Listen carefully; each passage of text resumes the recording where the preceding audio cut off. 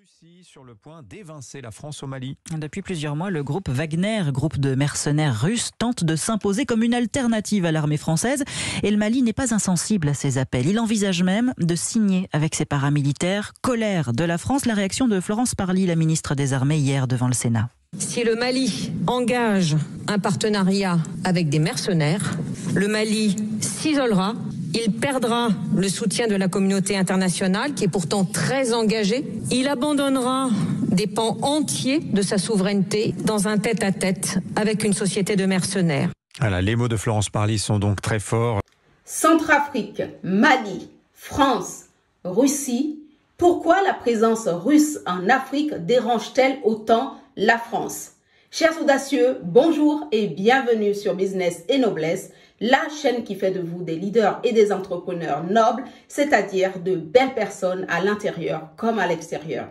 Ici, je vous parle d'entrepreneuriat, d'élégance et de noblesse. Dans cette vidéo, je vais parler de bonnes nouvelles pour l'Afrique parce que les choses commencent enfin à bouger. Et nous allons parler essentiellement de l'actualité du Mali. Vous allez comprendre pourquoi. Ce sera tout de suite après le générique. C'est parti.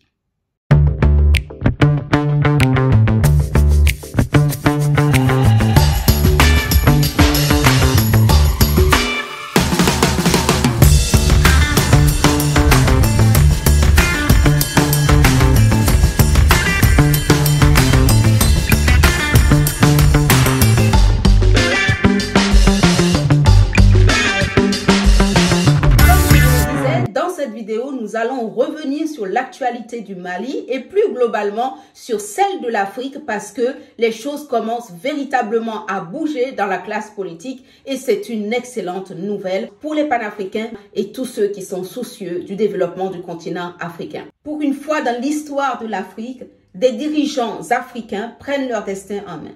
Des dirigeants africains osent nager à contre-courant, osent dire haut et fort comment ils comptent protéger les intérêts de leur population et ça, c'est une excellente nouvelle pour le développement du continent africain. Je tiens à dire d'entrée de jeu que je ne suis ni contre la France ni contre les Français, mais il s'agit pour moi de dénoncer ici des systèmes économiques ou politiques qui sont injustes envers l'Afrique et les Africains. Alors, mercredi dernier, j'étais en train de lire les infos en ligne et je réalise que la France a émis une espèce d'ultimatum à l'encontre du Mali qui a choisi, comme la Centrafrique, de collaborer avec la Russie grâce au groupe Wagner, donc au groupe de mercenaires nommé Wagner. Cela m'a tout de suite intriguée, mais avant d'aller plus loin, je vais vous lire le communiqué émis par Florence Parly, donc la ministre française des Armées. Si le Mali engage un partenariat avec des mercenaires, le Mali s'isolera, il perdra le soutien de la communauté internationale qui est pourtant très engagée.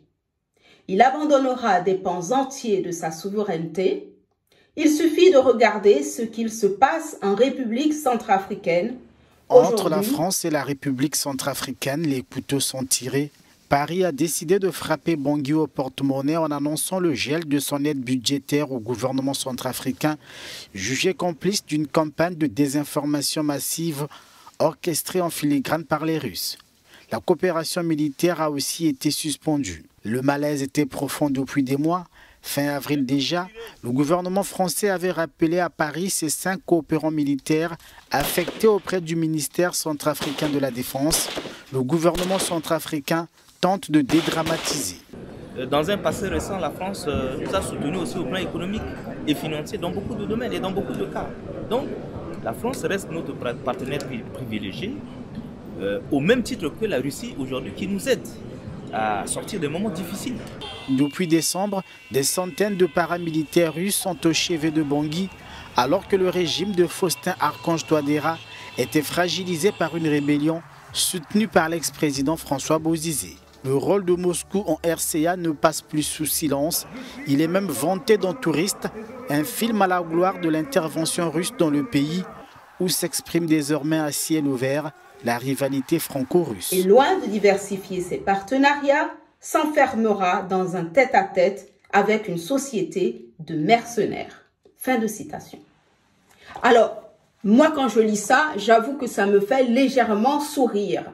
Parce que je me dis, pour une fois que des dirigeants africains prennent leur destin en main, agissent en leader sans attendre l'autorisation de qui que ce soit, en choisissant par eux-mêmes leurs collaborateurs, cela devient tout un scandale, presque, j'ai envie de dire tout un scandale politique. Et nous assistons à ce scénario de retrait systématique de la France à chaque fois qu'un pays africain choisit la Russie comme partenaire. Que se passe-t-il? Qu'est-ce que cela signifie? Est-ce que nous devons comprendre par là que l'Afrique, en tout cas les pays africains, sont supposés demeurer ad vitam aeternam sous curatelle? Je ne parlerai même pas de tutelle, mais sous curatelle. N'est-ce pas l'occasion d'encourager ces dirigeants qui ont le courage de dire « nous choisissons par nous-mêmes nos collaborateurs en fonction de nos besoins ». La France, qui est pourtant un pays de démocratie, un pays des libertés, je suis assez étonnée. Nous avons vu ce cas de figure en Centrafrique où le président Faustin-Archange Touadéra a choisi la Russie pour assurer la sécurité des Centrafricains. Comme vous le savez, la Centrafrique est un pays riche en ressources, en or, en diamants, en pétrole et j'en passe. Mais ce pays a été également le terrain de nombreux conflits depuis des années qui vont opposer musulmans et chrétiens, ainsi de suite. Depuis son élection, le président Faustin-Archange Touadéra a toutefois réussi à mettre autour d'une même table tous les acteurs de ces conflits pour trouver un terrain d'entente de façon à extirper le pays de ces conflits interminables. Certains lui ont reproché de collaborer avec les rebelles, d'autres ont trouvé au contraire que sa stratégie de communication était la meilleure pour pacifier le pays. Les autochtones interrogés à ce sujet parlent d'un regain de paix dans le pays, d'une sérénité qui est en train d'être progressivement retrouvée dans le pays et cela est tout simplement à féliciter. Aujourd'hui, nous assistons quasiment au même scénario au Mali où le nouveau président de transition, M. Assimi Goïta, a choisi à son tour de collaborer avec les mercenaires du groupe Wagner, donc groupe russe, pour assurer également la sécurité du pays. Une fois de plus, la France l'a très mal pris et a choisi de se retirer. Alors, doit-on en conclure qu'à chaque fois que les dirigeants africains choisiront des collaborateurs qui ne plaisent pas à la France, la France se retirera de ces pays? Les dirigeants africains n'ont-ils pas le droit de choisir par eux-mêmes leurs partenaires? Comme je le dis toujours, il n'y a qu'en Afrique que l'on peut observer ces cas de figure. L'Afrique vient-elle donner des conseils à la France en matière de partenariat, en matière de choix de collaborateurs? L'Afrique vient-elle dire à la France de ne pas soutenir l'Afghanistan? Je ne pense pas. Pour ma part, je tiens à féliciter le président centrafricain Faustin-Archange Touadéra qui, depuis sa première élection, a vraiment commencé un travail de fond, d'abord pour la pacification du pays et maintenant pour assurer et protéger les intérêts des Centrafricains. C'est ce que fait un dirigeant d'État. C'est ce que fait un chef d'État soucieux des intérêts de sa population. Pour exemple, sachez que le code minier centrafricain a été complètement revu. Sachez qu'aujourd'hui, pour créer une société minière en Centrafrique, la caution à déposer est de 500 000 $ pour les Centrafricains, de 1 million pour une société mixte composée de Centrafricains et d'étrangers, et en revanche de 10 millions de $ pour une société essentiellement composée d'étrangers.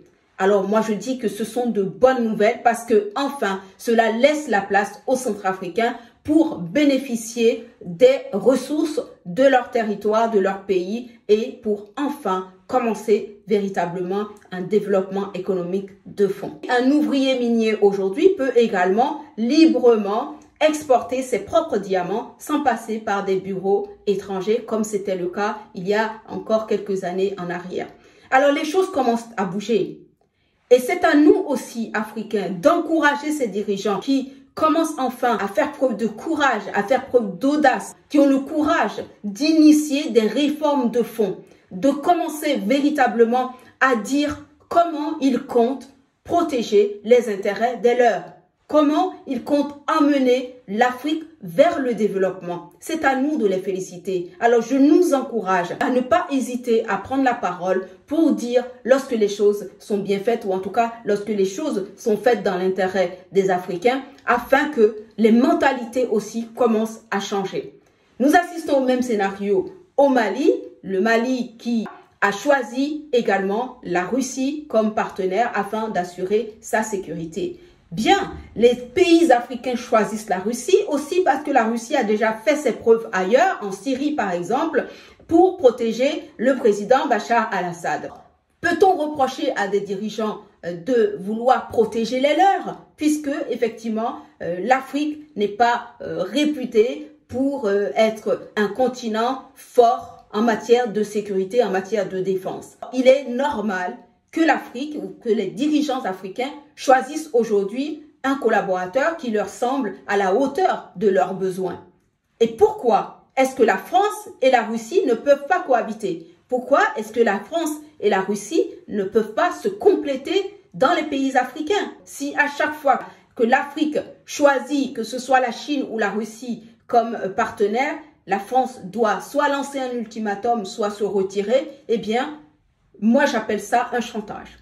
Voilà. Et il est temps pour les pays africains d'être complètement autonomes. Nous ne pourrons pas continuer à vivre sous curatelle et espérer que les Africains soient suffisamment bien dans leur pays pour ne pas venir, entre guillemets, envahir les pays occidentaux. C'est de notre responsabilité à tous, que ce soit du côté des Occidentaux ou du côté des Africains. Eh bien, c'est à chacun de prendre ses responsabilités pour ne pas avoir ensuite à jeter la pierre à l'autre. Nous sommes au 21e siècle. Il n'est pas normal que des pays, que des dirigeants africains soient obligés d'attendre l'autorisation de la France pour prendre les décisions concernant leur population. Ce n'est pas normal au 21e siècle, dans la mesure où les Africains ne viennent pas donner des conseils aux Français en matière de choix de leurs partenaires, ni même en matière de politique tout court. Cela s'appelle en politique de l'ingérence et on va appeler les choses par leur nom. Il est temps que les Africains prennent leur destin en main. Et ce que font ces dirigeants, c'est cela qui fera véritablement la différence et qui emmènera le continent africain vers une véritable décolonisation, vers une véritable liberté. Alors je nous invite à encourager les dirigeants qui commencent ces réformes de fond, qui commencent vraiment à changer les habitudes, parce qu'il est temps que ces habitudes changent. Il est temps que les dirigeants africains puissent s'asseoir aux mêmes tables que les dirigeants occidentaux afin de décider par eux-mêmes de la façon dont ils souhaitent laisser exploiter leurs ressources, la façon dont ils souhaitent collaborer avec tel ou tel pays. Voilà ce que j'avais à dire sur ces deux cas de la Centrafrique et du Mali, parce que ce sont vraiment des schémas qui se ressemblent. Et j'ose espérer que nous ne tomberons pas dans le même schéma que celui auquel nous avons assisté avec la Libye où Kadhafi a été montré du doigt dans les médias comme étant un dictateur, mais sans jamais nommer tout le bien que Kadhafi avait fait à sa population. Je nous invite à rester vigilants pour que les mêmes erreurs que nous avons commises par rapport au cas de la Libye ne soient pas à nouveau commises. Vous vous souvenez, en ce qui concerne Kadhafi, il y avait beaucoup de choses à reprocher à cet homme, ça je n'en disconviens pas, mais peu de médias ont eu le courage de nous dire par exemple tout ce que Kadhafi a fait de formidable pour assurer la sécurité au niveau sanitaire, au niveau alimentaire et au niveau économique dans son pays. Les Libyens ne souffraient pas de pauvreté. Les Libyens pouvaient aller aux soins sans s'en inquiéter. C'est un pays qui était prospère à tous égards. Le premier pays d'ailleurs où on avait une telle stabilité économique. Ça, ce sont des choses dont on ne nous parle pas forcément. Il y a des vidéos sur YouTube à ce sujet que je vous invite à consulter afin de mieux comprendre qui était véritablement Kadhafi en dehors du portrait macabre qu'on a voulu nous faire avaler. Si les dirigeants africains ont la liberté de décider de leurs collaborateurs, alors ils seront libres de choisir les collaborateurs qui feront développer leur pays et nous pourrons espérer alors que les Africains soient suffisamment confortables chez eux pour ne pas être obligés d'aller en Occident pour rechercher une vie meilleure. Cela va aussi dans l'intérêt des pays occidentaux. Cela étant dit, je nous encourage à continuer ce travail d'éveil des consciences, à continuer ce travail de réveil pour le développement du continent africain. Si j'ai quelques conseils à donner, c'est que les parents africains doivent commencer à enseigner à leurs enfants à devenir non pas des salariés, mais plutôt des entrepreneurs. Si vous conditionnez vos enfants à être des salariés à la fin de leurs études, eh bien vous les conditionnez à être des pauvres. L'Afrique a besoin de fabriquer, entre guillemets, des riches pour que le continent africain puisse retrouver ses lettres de noblesse. Plus il y aura d'entrepreneurs en Afrique, plus l'économie sera redorée, plus nous aurons de dignité et de légitimité aussi pour nous asseoir aux tables où se prennent les grandes décisions du monde. Alors, il est temps pour nous de former nos enfants dès le sein maternel, j'ai presque envie de dire, pour qu'ils deviennent non pas des salariés, encore une fois, mais des entrepreneurs. Je ne suis pas là en train de dire qu'il ne faille pas passer par le salariat pour apprendre des choses, pour se former, etc. Nous avons besoin du salariat, mais comme tremplin. Le salariat ne peut pas être une fin en soi, mais juste un passage vers l'entrepreneuriat qui est la voie royale de l'enrichissement. Observez le monde aujourd'hui tel qu'il est fait. Parmi les milliardaires, parmi les hommes et femmes les plus fortunés du monde, essayez de me citer un seul salarié, vous n'en trouverez pas. Ils ne sont pas des salariés, ils sont des entrepreneurs. Alors, formons nos enfants pour qu'ils deviennent des entrepreneurs et ça commence dès le bas âge. Formez-vous et formez vos enfants à l'entrepreneuriat. Formez-vous pour que nos matières premières puissent être transformées sur place. Je prends pour exemple la noix de cajou. Eh bien, la noix de cajou qui est essentiellement produite en Côte d'Ivoire, lorsqu'elle arrive en Occident lors de nos apéritifs, eh bien, la noix de cajou a déjà eu son prix multiplié par 90. Et pour cause, eh bien, les Africains n'ont pas les machines, les décortiqueuses qui permettent d'extraire la noix de cajou sans se faire brûler par le liquide qui est à considérer comme de l'acide et qui est très dangereux. Les Africains ne sont pas encore capables d'avoir une machine qui puisse extraire la noix de cajou sans causer de dégâts. Alors, il est peut-être temps pour nous de penser à ces lieux de transformation de nos matières premières. Le gros défi de l'Afrique aujourd'hui, c'est de trouver les moyens de transformer sur place ces matières premières. Voilà notre travail, voilà notre défi collectif. Voilà, ce sera tout pour aujourd'hui. Je vous remercie de m'avoir suivi et je vous dis à très bientôt pour de nouvelles aventures avec Madame Violaine. Prenez soin de vous et ciao, ciao!